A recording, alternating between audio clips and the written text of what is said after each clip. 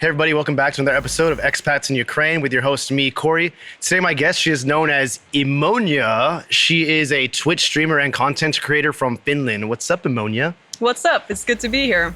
And how are you doing today? I am nervous. This is my first time ever on a podcast, so... Well, your makeup looks amazing. Thank you. Yeah, you had a really good makeup artist. So. Exactly. Yeah, it's my face massage. I get them like a few times a day. It is face massage. I'm going to start calling that now. So have you seen my podcast before? Yeah, you like to do Icebreaker. Oh, wow. Is it okay if I do Icebreaker? I am a big fan. No, Okay. I watched the beginning of the podcast to see what this is about. Okay, yeah, so there is an Icebreaker so people can understand who the real Emonea is, the girl behind the Twitch stream. Okay, so these words are very hard for me to pronounce, so bear with me. So would you rather have Karjalanpirakka? Karjalanpirakka. Karjalanpirakka or Hachapuri?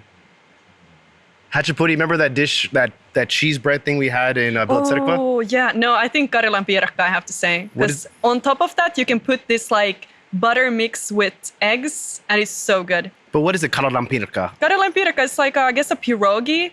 Okay.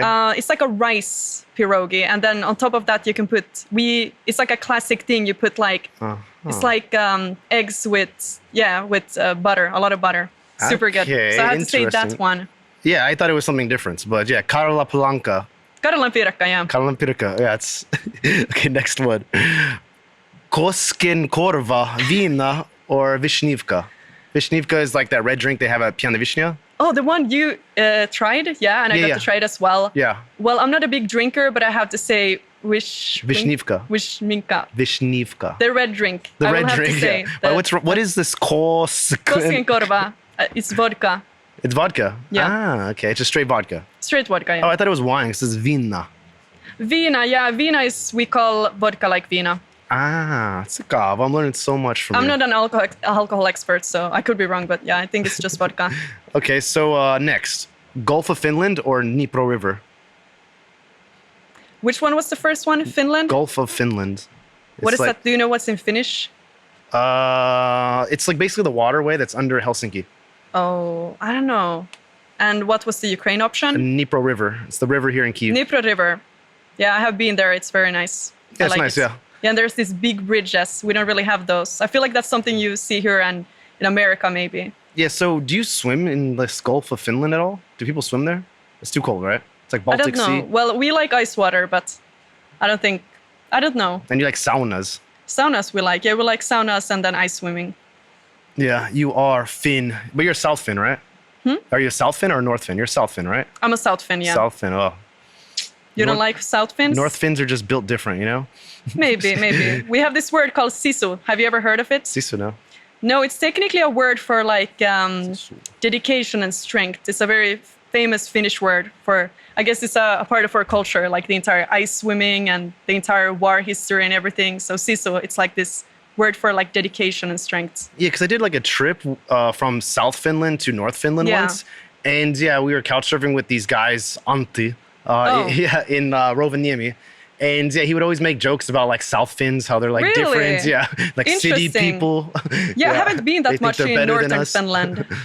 Yeah, but I feel like Northern Finland is like a touristy place. Like people like to go there, see the dogs, like, you know, with the sledges and the Northern Lights. But like most people, I guess, live in Southern Finland. So. Yeah, I went to Finland. Yeah, I was dating this girl from there like a while back. And yeah, I saw the Northern Lights when I was in the northern part of Finland. Yeah, you can really sometimes see them in Southern Finland. Yeah, but I think that Northern Finland is like Southern Finland, but everything is more extreme. Like the cold, the darkness. In the winter, there's no sun for a very, very long time. And the mosquitoes are just way more brutal. Yeah. So Northern Finland is like Southern Finland, but more brutal in every aspect. But it's also more beautiful, maybe. Yeah, I was there in the winter, and it was like minus 40 almost. Yeah, I can imagine. Yeah, it's crazy. But it's okay. Last one. Helsinki or Kyiv? Kyiv, 100%. I'm sorry, Finnish. If there's any Finnish people watching here, I absolutely love Kyiv. It's so different. I feel like it's kind of unfair to compare because Helsinki feels so small.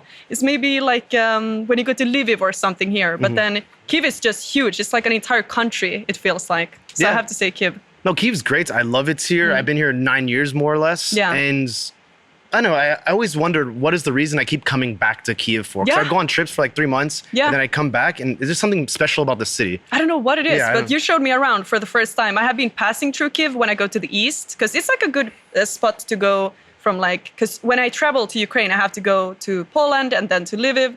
And then this time I came just straight to Kyiv, and you showed me around, and I love it every day. I feel like I see something new, and it never ends. It's just, there's so much here. Yeah. I love it. I guess I'm a good tour guide, huh? You're a very good tour guide, yeah. I have to say. a future if this podcast doesn't work out. Yeah, exactly. Honestly, you should become a tour guide. Yeah, but okay. So I'm sure you get asked this a lot because I get asked this all the time. So why are you in Ukraine? Why am I here?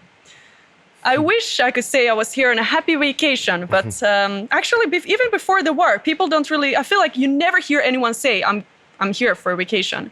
But yeah, I came here for the first time at when the war started.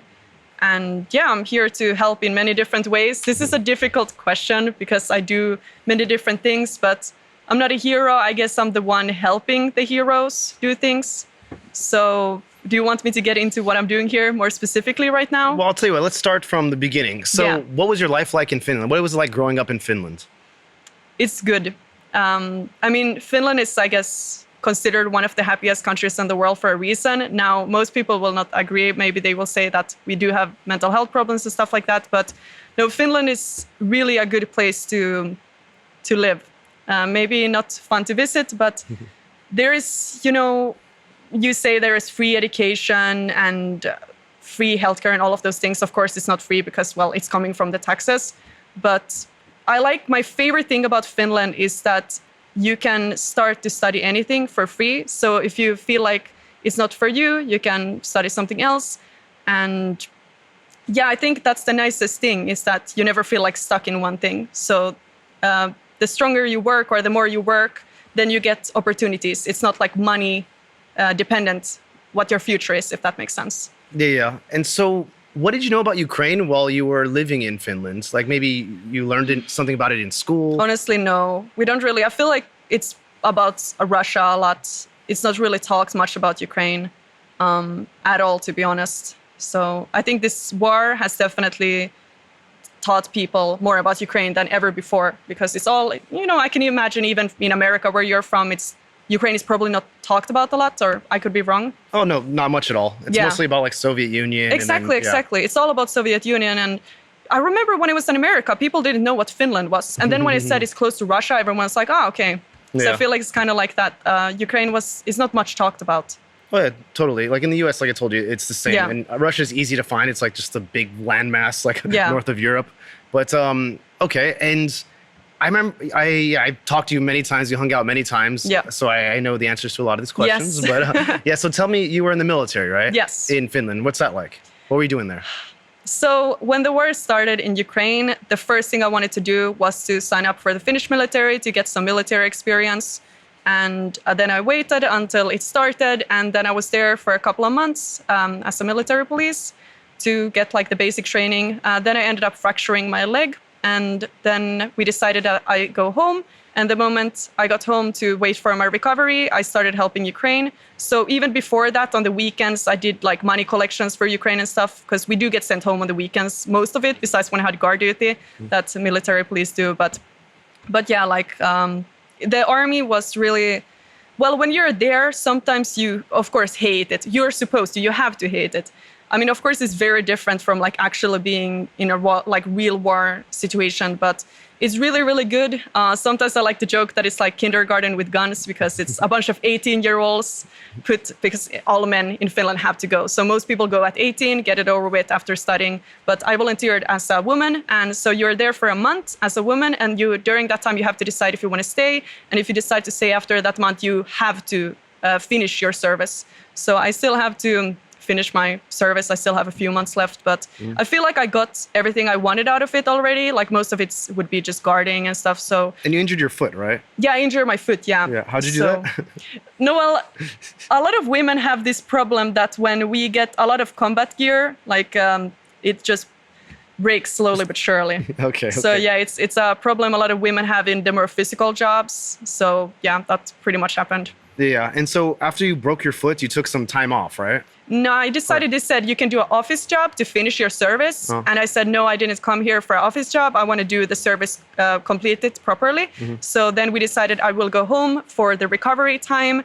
And then I couldn't, because even during my army time, I just felt like I have to be in Ukraine. Like I didn't feel good. Like a lot of the boys, they were saying, oh, I will go to Ukraine after this. But I don't think anyone actually, it was just talking about it. They would watch these videos of the terrible things happening here in Ukraine. And I couldn't watch those videos because I felt terrible for not being here. Well, there at that time. But yeah, like for me, it was, I have this like in my heart, like I have to go to Ukraine or I can't live with myself. So there I was, I guess, pretending war against Russia. But now I'm actually here to help like people that are actually going through it. And I feel much happier because that's what I had to do. So instantly when I got sent home, I decided I'm going to Ukraine. So I took the first opportunity and I came here. Okay, and tell me, what is the average Finnish person's like opinion on what's going on in Ukraine? Are they very supportive? Are they don't really care? So if you know like Finnish history, we got independence from Russia, and like the biggest threat we have is Russia. Everyone in Finland, well, I hope at least everyone could agree that it's our biggest threat. So like the entire military training is all about how to defend yourself against Russia. So we used to always pretend we're fighting Russians, you know, because that's what we're doing. We're learning how to defend our country. We're not, you know, learning how to attack, you know, another country. So you guys never practiced like invading Sweden or something? Nope. Nope. Okay. Nope. No simulations. No simulations. No, it's we like to joke about Sweden and how we Nordic countries, we are like siblings. We like to joke about. We all have basically the same flag. It's just different colors. Yeah.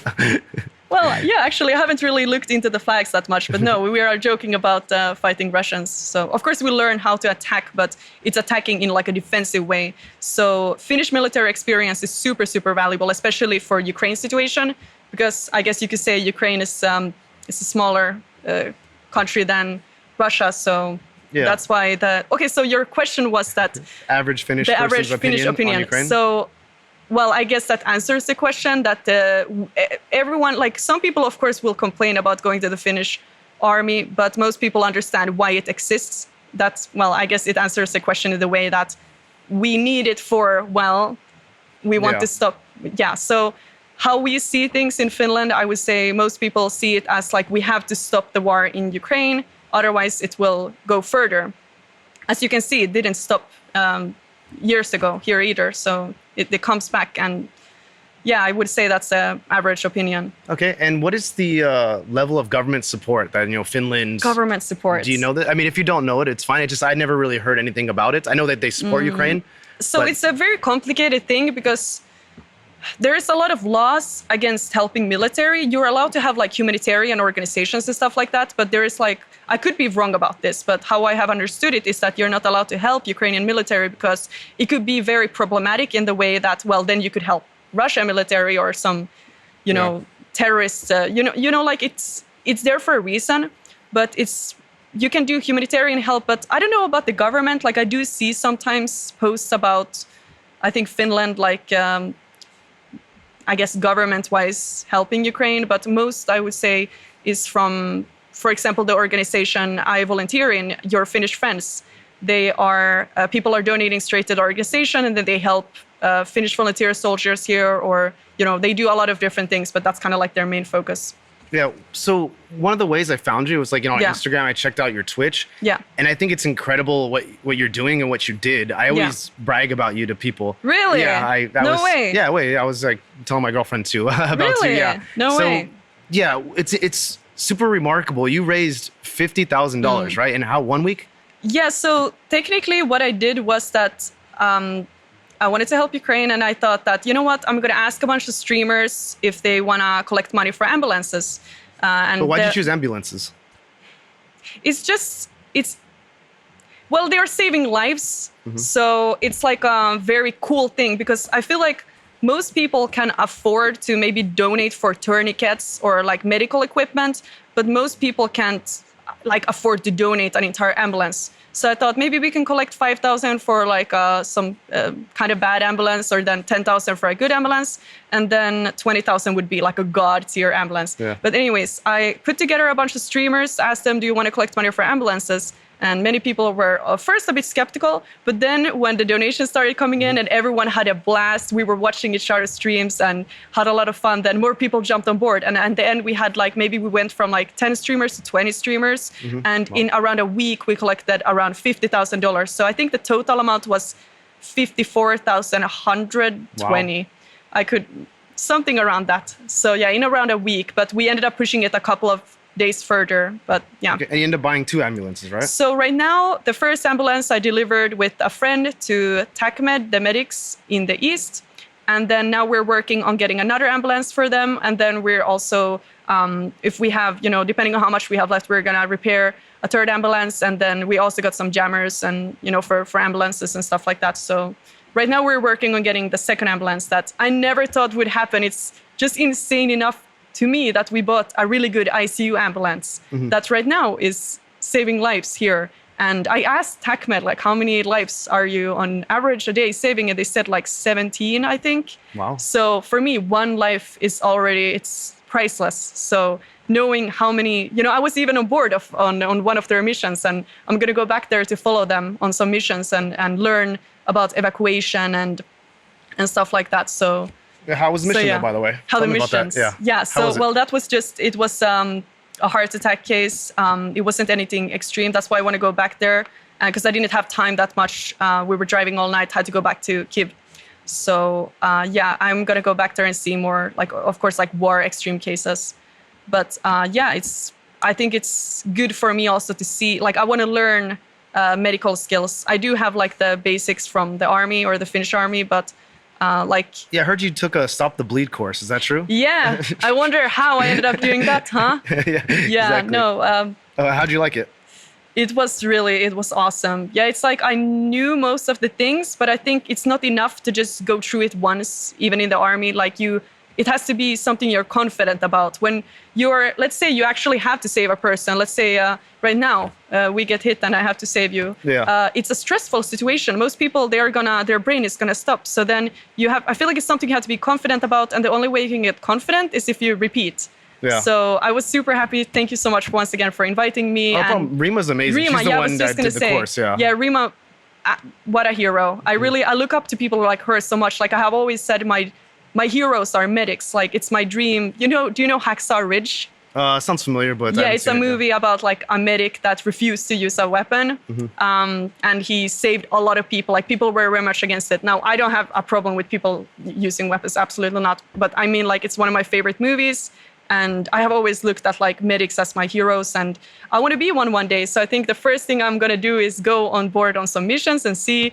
Maybe I get panicked. Maybe I can't do anything because of it's brutal. You will see the patient after the one I was on board with. They had a mine. They stepped in a mine, and I've seen that on pictures, but I've never actually seen that with my own eyes in real life. So I think it's a good start that I go on board on some missions to see and then see how I feel after that. Oh, definitely, yeah. But Rima's a rock star. I always keep in touch with her. Yes. And yeah, I'll try to think of other medics that I met, because I know Absolutely. this other Jeanette girl. She's from Norway. Really? And she was on my podcast, Yeah. and she's a medic. And yeah, if she's in town, I can introduce you as well. Awesome. So if you Yeah, like thank medics. you. The more the better. Yeah, and then there's very interesting girl. She's gonna be on my podcast in the near future. Her name is Rebecca, and I believe she's an actual combat medic. No way. That's yeah, awesome. So I'm super excited to meet and talk to her. But yeah, I really respect what she does. I'm a big fan of follow her on social media. Yeah. But okay. Yes, please. Yeah. So you want to be a medic, right? Or a volunteer medic, or I'm trying to find my home here right now. So I was just a couple of days ago, I followed, actually with one of the people I met through TACMED, I followed them on a drone course, Kraken organization. I followed them on a drone course. So what we're thinking about doing, or they are thinking about doing, that I would love to be a part of, is that we're going to collect drones and we're going to deliver medical packages to people in danger zones. So I'm still, there's so many different opportunities here. Right now I'm trying to find what I feel the most home doing. So that's something that would be really, really cool to do, like learn how to drive drones and then deliver medical packages to danger zones. So that would combine two of my interests, that is drones and medical. So maybe that's what I will do. So you plan to live in Ukraine long term then, right? Yeah, at least for the war. For me, I'm here for the war to help. But I have to say, I have fallen in love with this country, the people here. I don't think it's talked enough about how amazing Ukrainian people are. I have traveled a lot and I have never met people. This is for me really hard to talk about. This is the thing that makes me cry most. If I cry, it's because of this. Like the people I meet here are so generous. I have never met people that it's just, they're also so grateful. They will hug and say thank you, and they mean it with all of their heart. Like I go back home and I feel like I have to do better as a person because of how the people are here. Now, I don't know, it's like maybe it's a cultural thing, how people are so generous here, like, but there is like a community here that I don't have in Finland, like at home.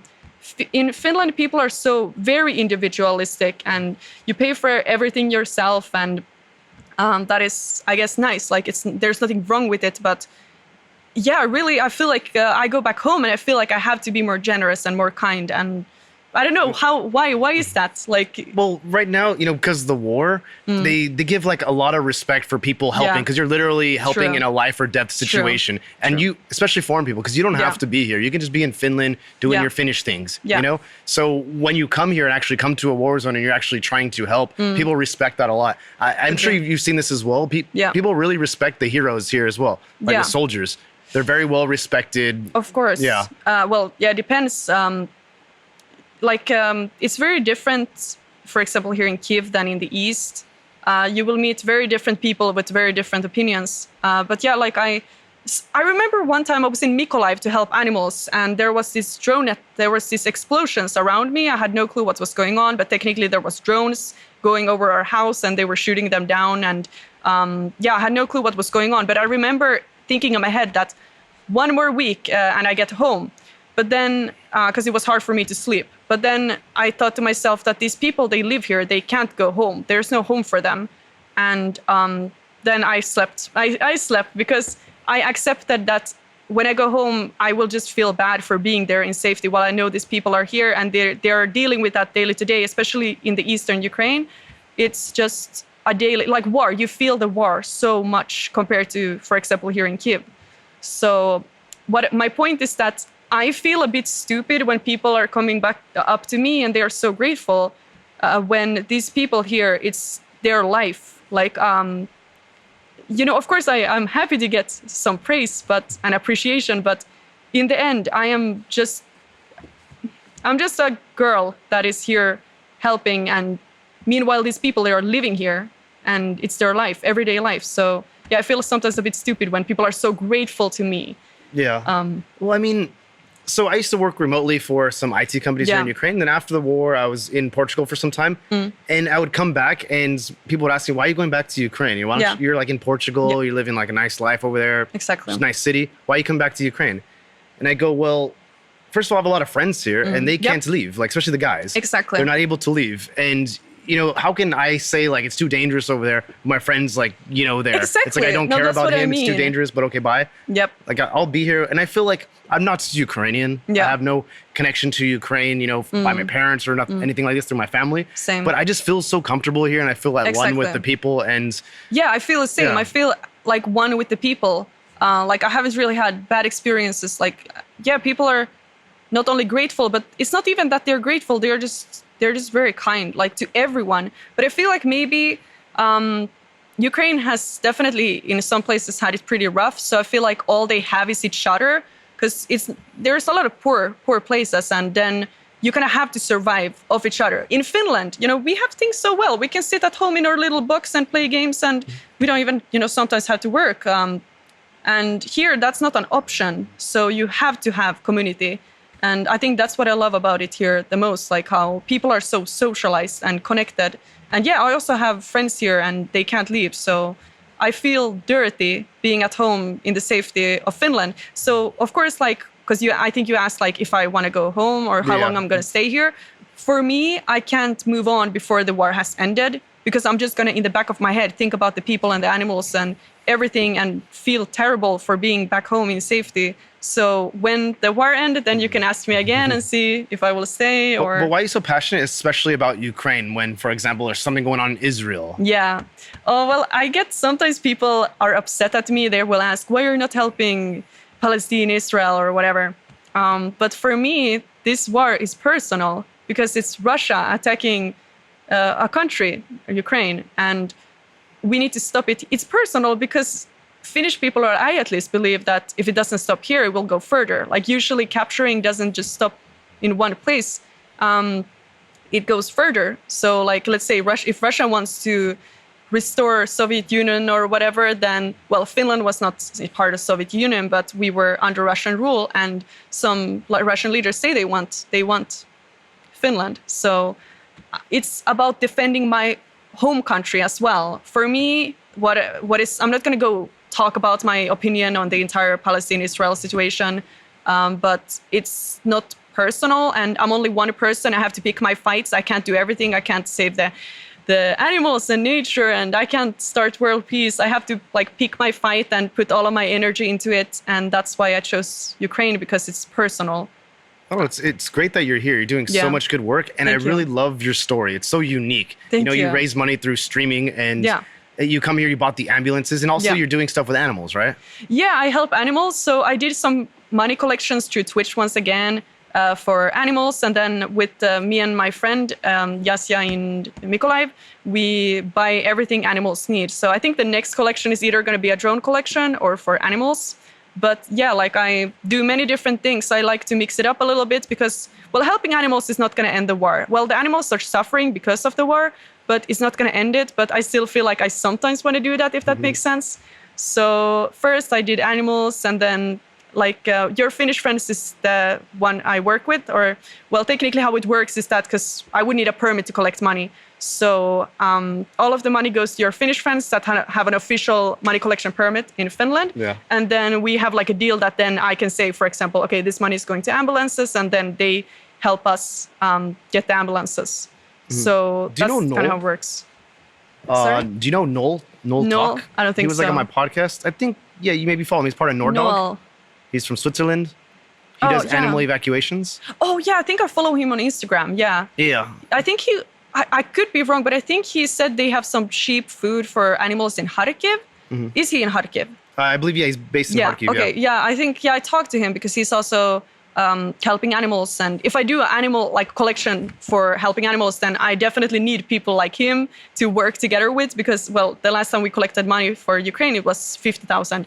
It's going to be difficult to spend that amount on animals. On ambulance is easy, cars are expensive, but a lot of streamers have said they really want to help animals here. That, well, it's nice, but it's not going to end the war. So that's why I try to do like different things.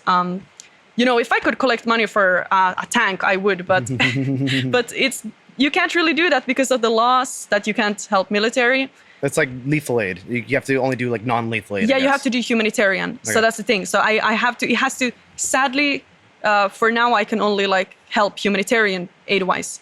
That is, of course, it's nice, but I feel like honestly, if people ask what is the best way to help, I would say it is to donate straight to military groups that use that money to buy equipment and needed things to defend the country. Because what is the point of helping all of these animals and everything and saving lives when there is just more dying? And like, in my opinion, the most important thing is to stop the problem. That is, to defend.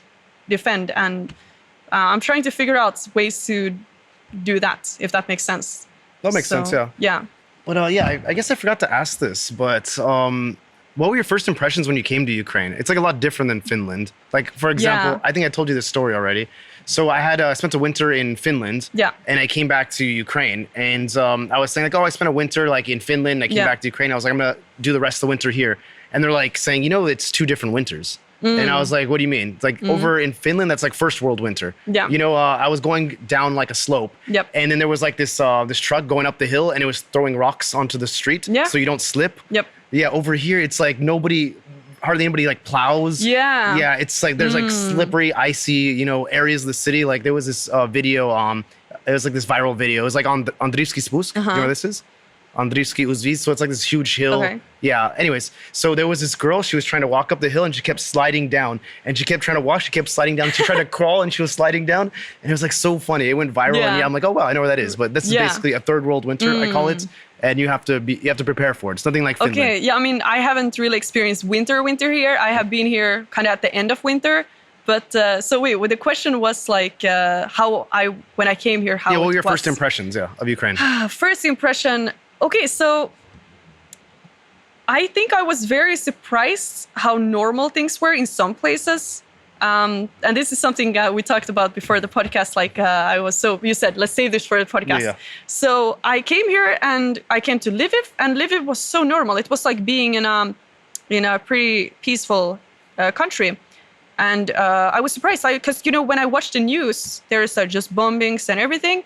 And I was expecting when I come here, it's just going to be complete, like a war zone everywhere. And when I came here, I was very surprised that people are going out and eating and everything. But okay, now like a lot of people are going to think like, how is that there is people going out to cinemas and eating and partying? Because like most of the war is in the east. And the reason it's there is because the defense there is keeping it to the east. And that's why it's so important that people all around the world help. So it's not going to go further. Because right now, for example, Kyiv is pretty safe. Lviv is pretty safe like this in the west. But it's only because of things staying mostly in the east. So like what I'm trying to say is that I was surprised how like normal things were in some places. But then, of course, I went to the east and that I actually see the war and how terrible it is. And that war that is there is coming this way if it's not stopped. Yeah. So, like people will say that, oh, how is there fancy cars here? And how are people out clubbing? But they don't understand that when there's a war, things are not going to stop. Like people need to work. People have to make a living, to buy food. And then sometimes people lose their jobs, especially in the east. Their buildings get bombed and they lose their jobs, they lose their homes, they lose their lives. But people have to try to live as normal as possible. Yeah, because I remember you sent me some text just to look over. And I guess it was in response to this Nick Shirley guy. Yeah. Okay, so technically there was this, you were a fixer to, I guess, an American that came here. This guy, Yeah, so he came here to show the reality of the war in Ukraine. But he was pushing this narrative that, look, this is where your tax money is going to. Look, there's fancy cars and there's people partying. So what he was trying to say is that, there's no war here. But he was in Kyiv. Yeah, he was in Kyiv. Yeah, he was hiding in Kyiv.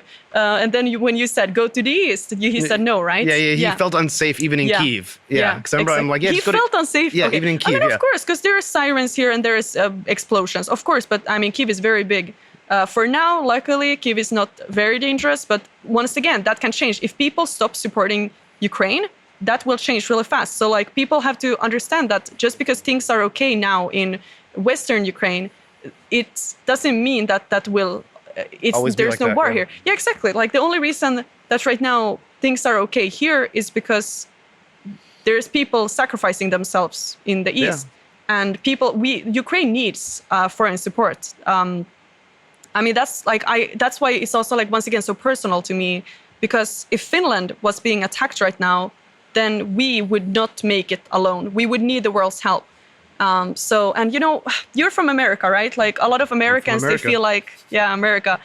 A lot of Americans, or not maybe a lot, but I have definitely seen a lot of people why would we care about Ukraine?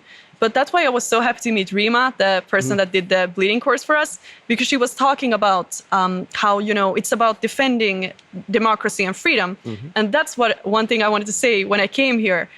I have never felt so free in any country. Like if you are American watching right now, and because I have been in America as well, I lived there for a bit. And no, I have never felt so free in any country. Like I really feel like I can, it's hard, you can't explain it. It's just. I feel it as well. Yeah, exactly. Like if you care about that, then Ukraine should be your friend. Russia, on the other hand, they have this image maybe that they are like these badass, like freedom and very like, what is it called, country, base. Yeah.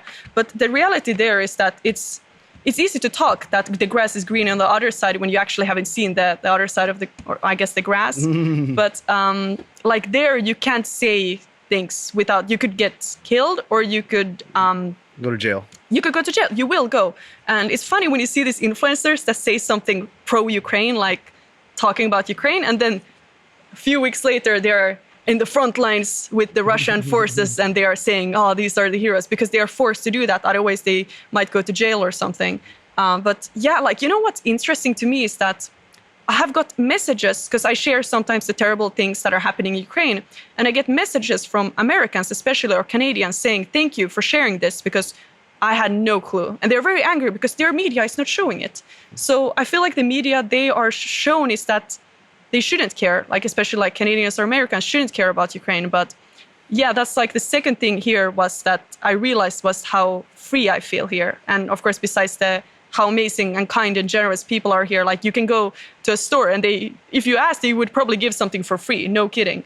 That is something that wouldn't happen in most places. But I think those are like the three main things I realized when I came here. Like the freedom aspect, I was surprised how in some places it's normal, and for a good reasons. And the third thing, but anyways, like I remember I was interviewing Rima. Yeah. Like just a small interview, just a few questions. And you really enjoyed it because she was talking about, Lithuania and how her grandmother lived under occupation or something like this. She had to flee her home. And I feel like, hearing your story as well, I feel like this kind of resonated with you, right? What Rima was saying. Yeah. So when people ask me why I care so much about Ukraine, I feel like for me, I live in one of the happiest countries in the world. And the reason why is because people sacrificed, my ancestors, they sacrificed themselves for our independence from Russia. And, I mean, how many countries is there that is under Russian rule that is happy? Like the countries that have managed to escape, they are doing so well for themselves. Like even here in Ukraine, you can see how advanced it has got, and now they're trying to destroy it. But yeah, what I was trying to say is that for me, helping Ukraine is paying back to what my ancestors did. So I feel like in Finland, especially, we have things so well. Like people don't feel like they're so far away from war, and I feel like people are kind of lacking meaning as well, and maybe that's why people are not so happy. But we have things so well, and people don't understand why we have things so well. And the reason we have things so well is because, well, our ancestors fought for us to have well. So for me, right now, helping Ukraine is about keeping the war away from I guess, Europe in general, or the West. And it's paying back my ancestors. You said you really like the people here in Ukraine. Yeah. And I know you haven't been here that long, but is there like someone that you've met, whether it's Ukrainian or foreign, that had such a story that it really kind of impacted you or touched you in some way? Like a story. I mean, you mean like foreigners or like Ukrainians? Like, well, there's, I don't know. Like there's most people, they are just living here and suffering because of the war. But I can't on the top of my head. For example, like, have you met Troy? He was like on my podcast as well. I hang out with him like all the time. I don't think so, no. But Troy, he inspires me like all the time. Yeah. He's putting his life on the line, and he seems like very nonchalant about it. But he's been through so much. I swear. I feel like I know Troy so well, but every time I meet with him, he tells me a story I've never heard of. And I'm like, wow, like this is, if I had just had that one story, I would be good the rest of my life, with something interesting to talk about. But he has like a million of these. Like, for example, we were at Maidan. And so we were just, every time I go to Maidan, I like looking at the American flag. I took you there as well, right? Yeah, just to pay respects, I guess. And just like, I don't know, just see if there's any more added and see who these guys are. Yeah. So anyways, I was there. I was showing Galen. You remember Galen, right? I'm bad with names. Okay, he was the big medic guy from the... Oh, yeah. Yeah, so he's like newbie in Ukraine, so he just wanted to see everything. Yep. So I was like giving him a little tour with Troy. And then Troy's like, oh, they have this guy's flag here now. And I was like, who's this guy? And he told me a story. Yeah, we were like in the same unit together, and then he died. And then I was like, well, who's this guy then? And I pointed to another flag. I was, oh, this guy, like he died in this direction, and I had to evacuate his body. And I'm like, what about this guy? And he's like, that guy, like he was very inexperienced. It's really sad because his flag doesn't have to be here. He wasn't ready for this war. And it's really painful to look at that flag. Because he's like, he didn't have to be here. This flag shouldn't be here. Yeah, that reminded me of the flag thing, that there was a Finnish volunteer soldier here that fell or died. And they also had the flags here in Kyiv, the Finnish flags, I guess, with their names or something. But someone had written in Finland, I think, on his grave that you didn't die a hero, you died a clown. And me and my friend was talking like, why? Like, because I don't know this guy that the volunteer here that died, the Finnish guy. Like, I don't know. What I have heard, he was a good guy, but that I just remember that. But I don't know, like, I feel like everyone I talk to here has stories, but they're very similar in a way. Like especially the medics that I have met here, they are real heroes that constantly, like every day, they save lives. But I can't come up with anything like crazy, I would say. Well, you haven't been here that long, but yeah. Yeah, I haven't been here. I have been like here back and forth. Now I'm officially like moving here. But I feel like I meet people with, it's nothing like crazy story, nothing very like special or specific, but most people would have kind of the same thing, that why they are here and why they care and the things they do is always fascinating. I love to hear it and I feel less alone. Because in Finland, I feel like people care, but many people watch the news and they're like, oh, this is terrible and this shouldn't happen. But I felt alone in the way that I was actually one of the few, I was the only one that actually, like, out of my friends really, really, really cared at heart, like to the point that I felt terrible for not being here and helping. So it's really, I love to meet people, especially foreigners that are here for similar reasons, because they at heart feel like they're willing to risk their life for Ukraine. So it's not just sitting at home and watching news. But yeah, like I don't think I can come up with, like, from the top of my head any crazy stories. I'll introduce you to more interesting people, please. I guess. Yeah. Yeah, So that would be awesome. this guy Sivdiv, he was like on my podcast. Yeah. And yeah, he's a very interesting guy. You'll probably meet him tonight because he'll be there. He has like over 1 million on YouTube. He talks about like his time in the military and combat footage, stuff like this. Really great guy. And I took him to the flags on Maidan as well, because I always pass by there. And then he's like, oh, is Zafir's flag here? I think his name was Zafir. And I was like, oh, no. And we looked for it. We couldn't find it. I'm like, if you want, they sell these flags here. Do you want to like just write one for him? He's like, yeah, sure.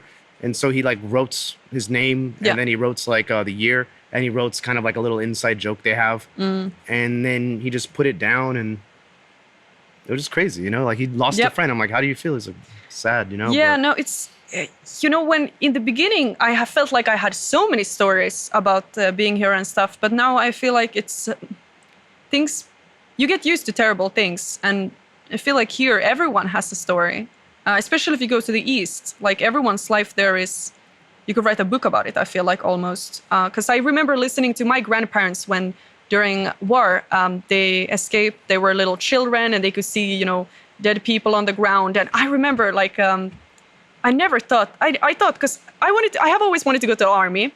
But then my mom told me, hey, if you go to the army, if there's a war, you have to fight, yeah? And I thought, well, that's not going to happen. I'm never going to experience a war. But then, of course, I grew up and, well, there's, you know, two things I never thought that I would experience. One was a war that affects me personally. Of course, there's always war. And the second thing is that I'm on a podcast. So there you go. And then you got someone to do your makeup too. Yeah, that was insane. I arrived here and there's a makeup studio. I felt famous for one day. For one day. Thank you for that. I appreciate it. Yeah, but yeah, by the way, so when it comes to like, what is your, oh man, I have like this brain fog. I was out with Sivdiv last night. I talked to so many people. Yeah, and so I was with these Danes as well, and these Danes out of control, like military guys, but it's like out of control, like in a fun way. And but it took a lot of my energy. And during the cast with like Sivdiv, I felt like I had so much brain fog, and I felt better after the coffin. But now the brain fog's coming back. I feel like I have met the craziest people here.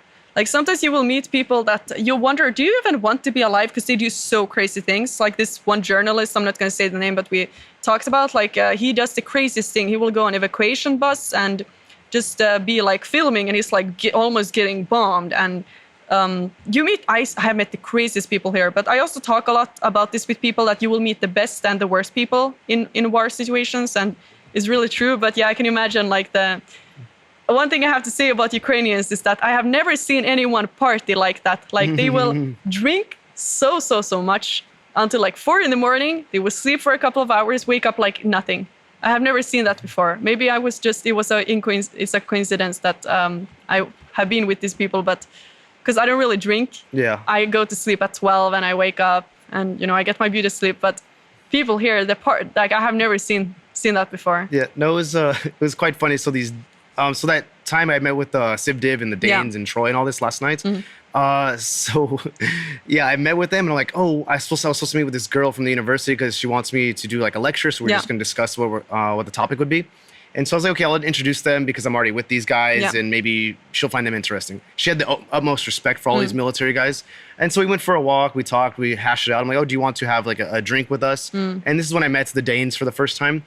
And she was very kind of like, thank you so much for your service. I really appreciate you defending my country. And they're like, oh yeah, sure, like whatever. And the Danes were so inappropriate, talking about inappropriate things. Like they're like, yeah, we're the shirtless bandits. Like, and then I kept looking at them like, these are the guys defending your country. I don't know. No, but yeah, you have to have balance. You have to have fun, and then of course, these guys are risking their lives. Of course, they need to unwind. But I just thought it was hilarious because she was like, like, thank you guys are heroes, and like, they are we're like the shirtless completely, bandits. they're drunk. No, I guess I have seen some degenerate behavior by people, but I try to remind myself that those are the ones actually fighting there and willing to risk their lives in the front lines. So, but it's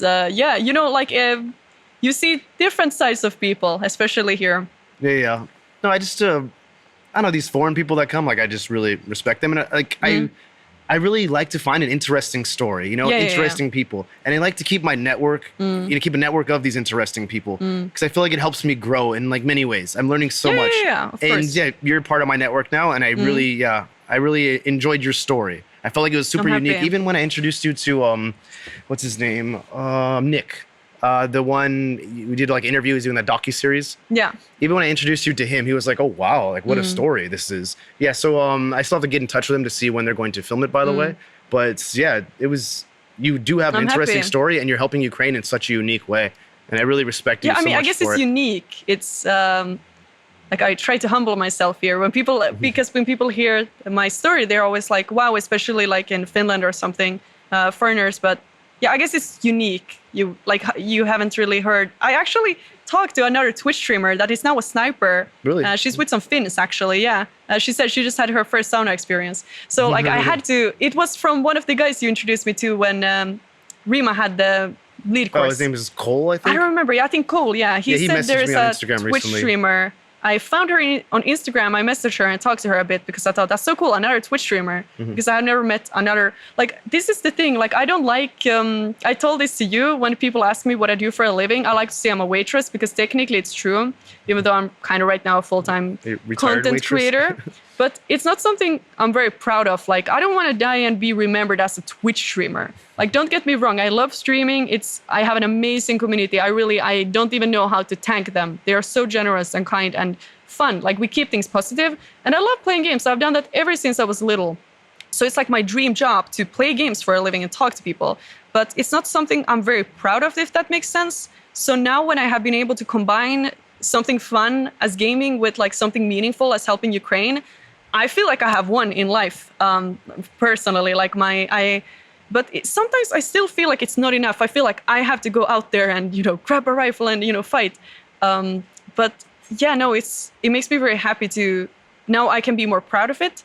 But still, if someone asks me, I will say I'm a waitress. A waitress. Besides in these circumstances. It's more prestigious than being a Twitch streamer, right?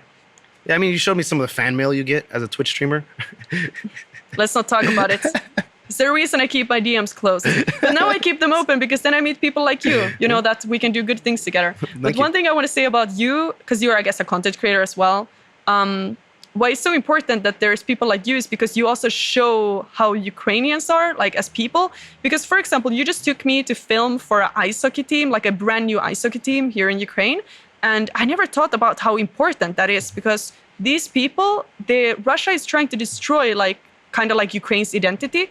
And it's really important that we have, for example, like new ice hockey players that are fighting for Ukraine's identity and keeping Ukraine's identity alive.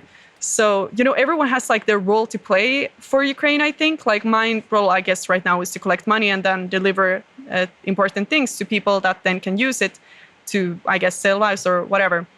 But like people like you, I think is so important because you're not only showing the war, but you're showing like Ukraine's identity. Does it make sense? Yeah, it makes sense. Yeah. So, everyone can't be out there fighting in the front lines or saving people. Like in the end, I always say this, but especially the people that have donated through me, they're heroes, because I hear their stories. Like this one guy, for example, that donated so much. He donated thousands to Ukraine. He said that like he had this kind of like, he was a part of some kind of evil like business or something, and he wanted to get rid of that money to something good. He didn't want to keep the money to himself that he earned from that evil business or something. So he decided to donate it to the ambulances. And what I think is so awesome is that people get to see me getting the ambulances, painting it, and then bringing it to the medics. Yeah. But my point is that everyone has their role to play.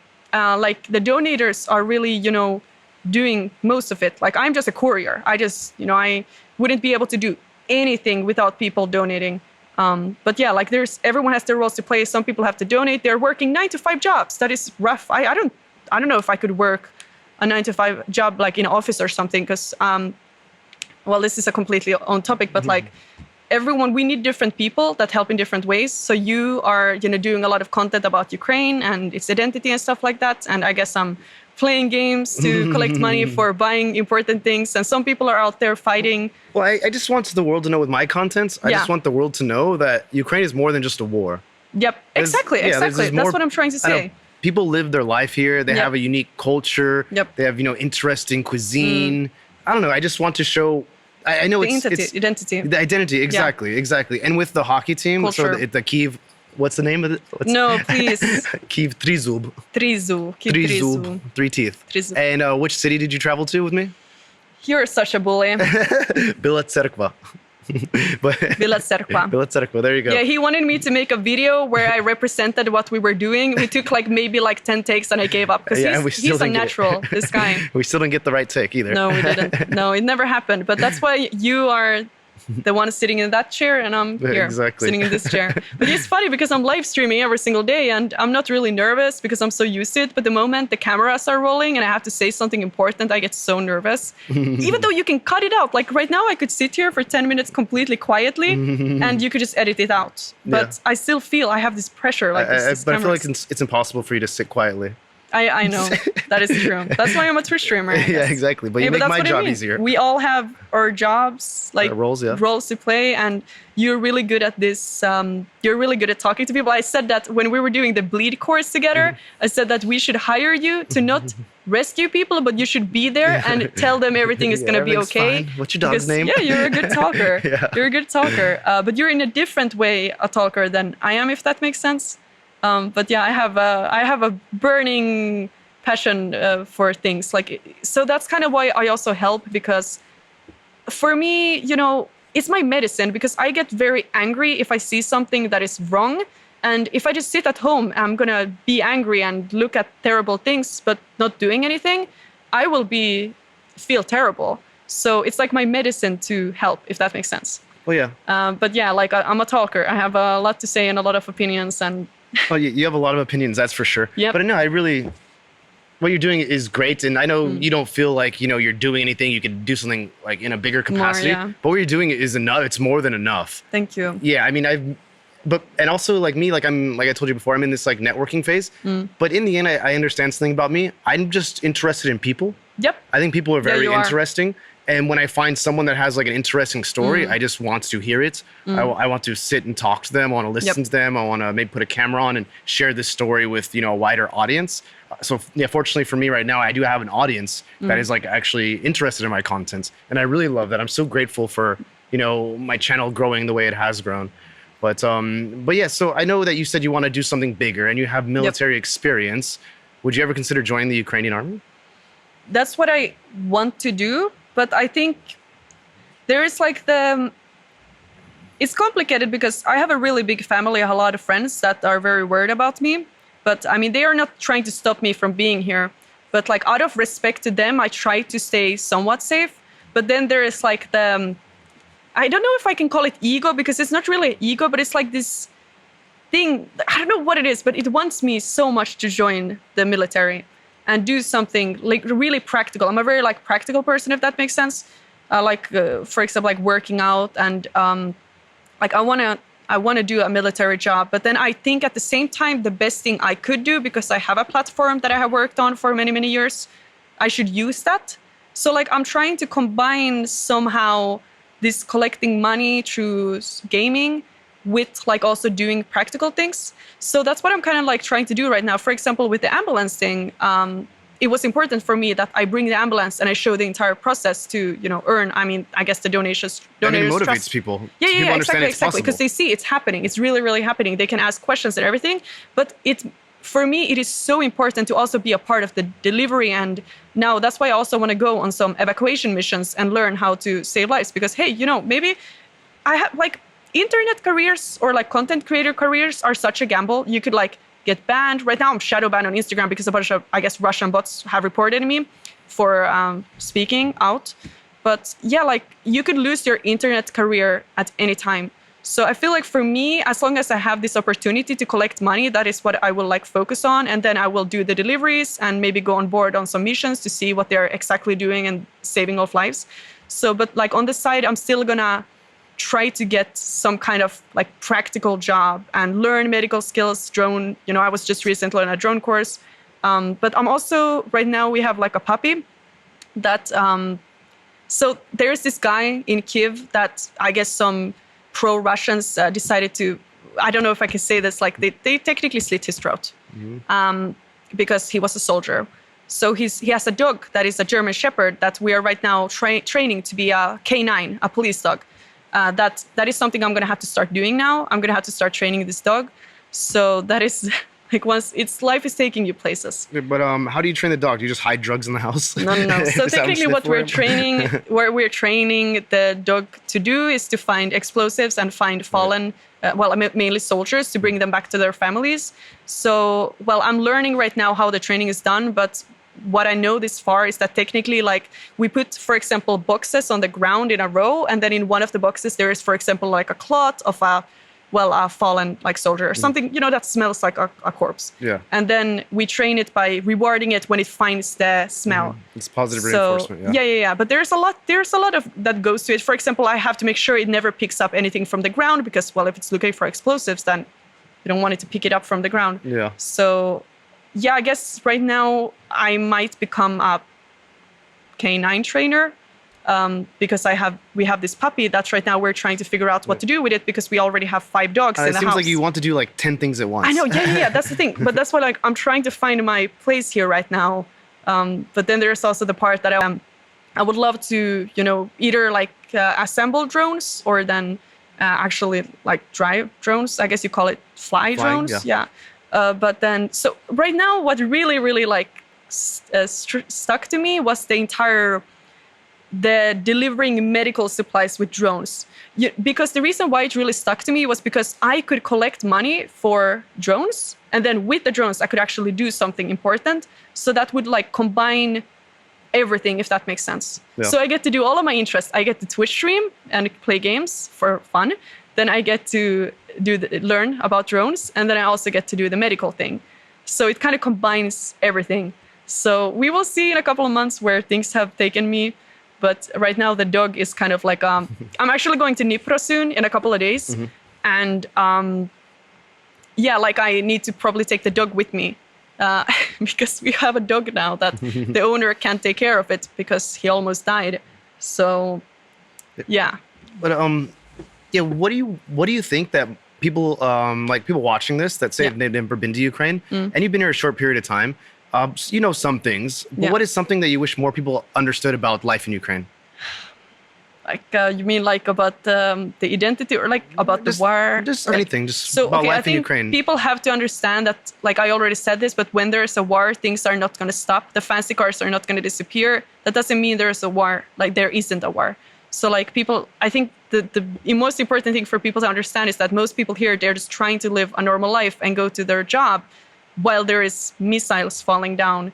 And you just hope you're not going to lose your job. You're not going to lose your house. And that is definitely like the main, people don't talk about this enough. Like I talked about this with you as well. That's why I sent you the text that I wrote, because people don't talk enough about the fact that, you know, it's not everywhere here yet. And I hopefully it will stay that way.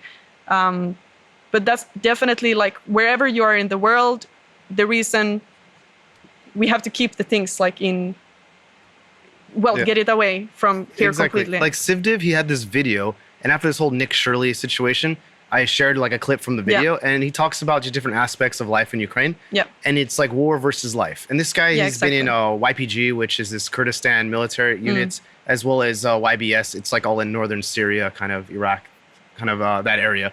Anyway, so he's fought there, and then now he's like in Ukraine, and he's building drones right now. But he talks about war versus life, and he's like, you know what? People want to like live a normal life here. Exactly. This war has affected every Ukrainian, whether they know someone fighting, whether they know someone that has died, whether they have a loved one that is injured. Yep. You know, so it affects them, like all of them, just because, you know, they don't think about it all the time. Because imagine you have to think about something so tragic as you lost. All the time. Yeah. You don't want to think about it. You don't want to think about that. So you need some time to unwind. He's like, you know what? I fought in like. It's okay to have fun. Yeah. And he's like, I fought in different like wars. Yep. And I always need to take like a few days off just to like not think about it anymore. And just play games or something. Yeah, exactly. And he's like, imagine you're thinking about the most tragic thing that ever has happened to you. And you think about it all the time, how miserable you would be. Yeah, I was just in Croatia on vacation and I felt guilty. Like here I am on a beach in safety. But then I remember I heard something that sounded a bit like explosions or something. And I instantly thought that, maybe that's a drone. Then I thought, but this is Croatia. But then it reminded me but I have to always remind myself it's okay to have fun. And when I play games, for example, I always try to keep things positive and fun because everyone needs to have, relax somewhere. But yeah, 100%. Like the people here, most just want to live a normal life. But most people are aware that they have to.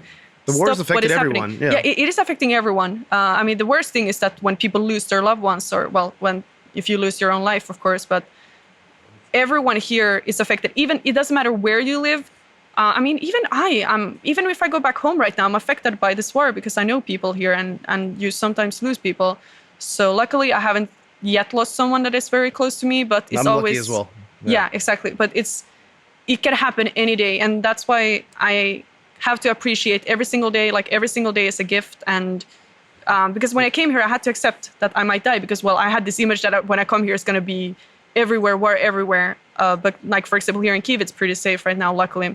So, but then when I'm in the East, I always have to accept that something terrible could happen because it's happening every single day. And this is one thing that like really pissed me off about this Nick Shirley video. Yeah. It was like, I don't know.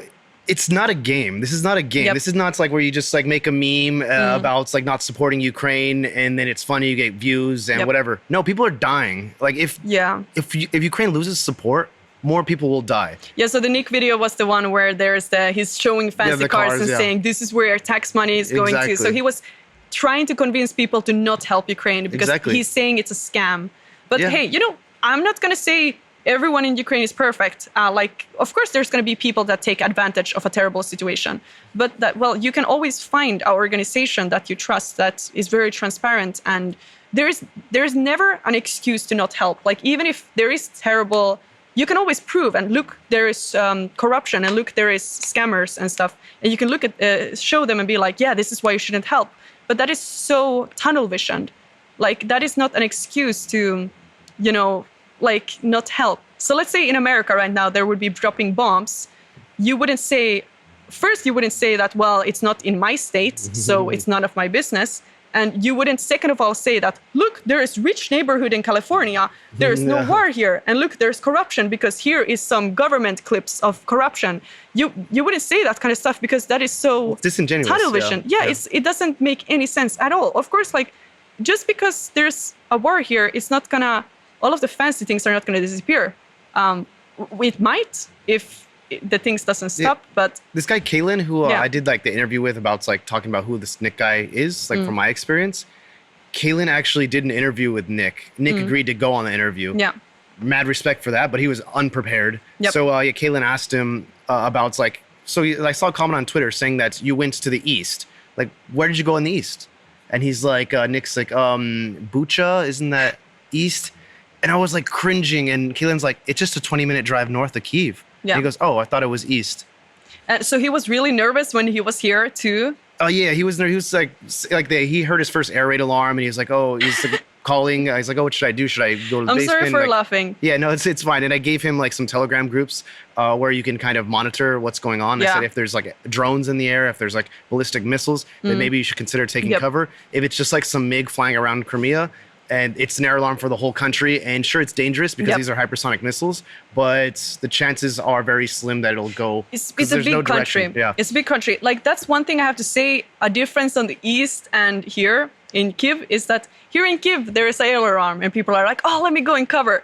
If you're in the East, you know how often there's air alarms? It's all the time, like all day, all night. You're too tired. You have to work. You have to, some stores, they close during the air alarms, but they close and they open and they close and they open because they have to.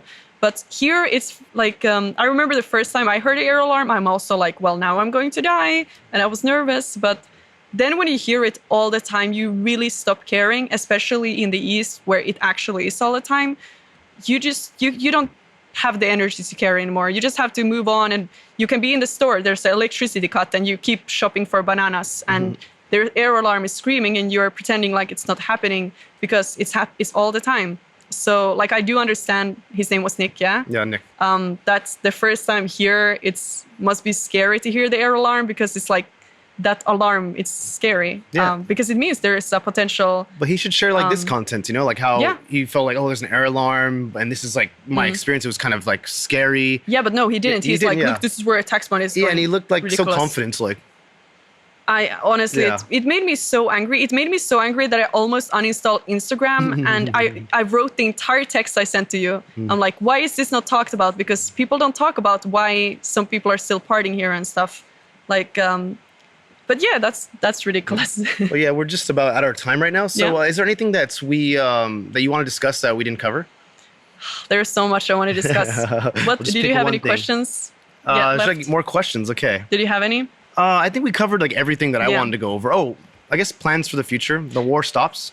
Oh, that's a rough one. I'm trying to take one thing at a time because you never know what happens. Who knows? Maybe I get driven over by a car tomorrow or something. But I hope that doesn't happen. I feel for me, I don't know what to do after this because being here has been very meaningful for me and stuff like that. Some people get like addicted to war. You ever heard of that? Like soldiers that go fighting and then they come home and they just have to go back. Yeah, they feel like they don't have like purpose anymore. Exactly.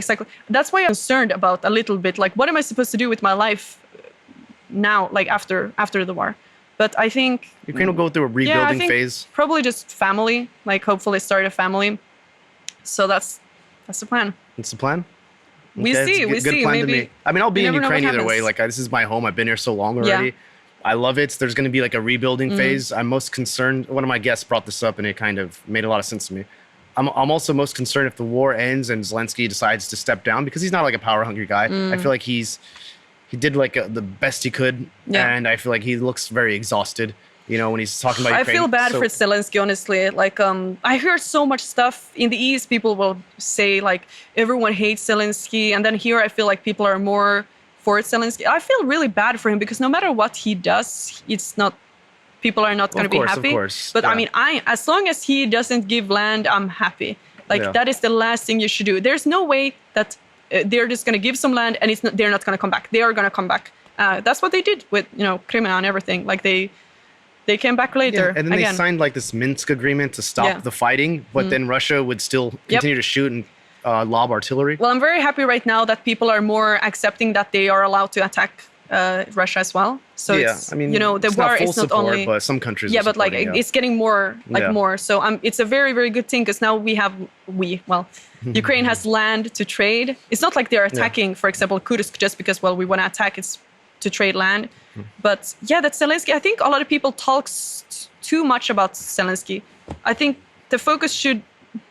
It is an easy thing to focus on, on one guy. But some people will say, oh, he's a scammer and everything. But in the end, it doesn't matter. I don't care about Zelensky that much. I don't care about all of these things. All that matters is helping as much as you can and doing it in a way that you believe is right and actually helping.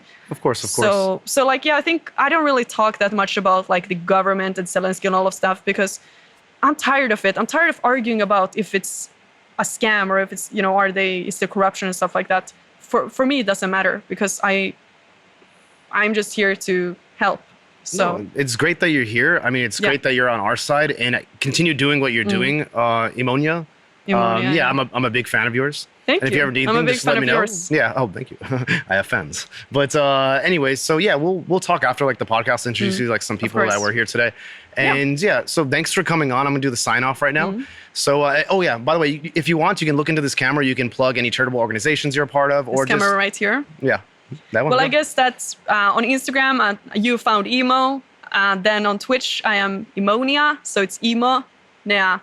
I guess you're gonna write it on the screen or something. It'll be on the screen. It'll be like right here. That's pretty much it.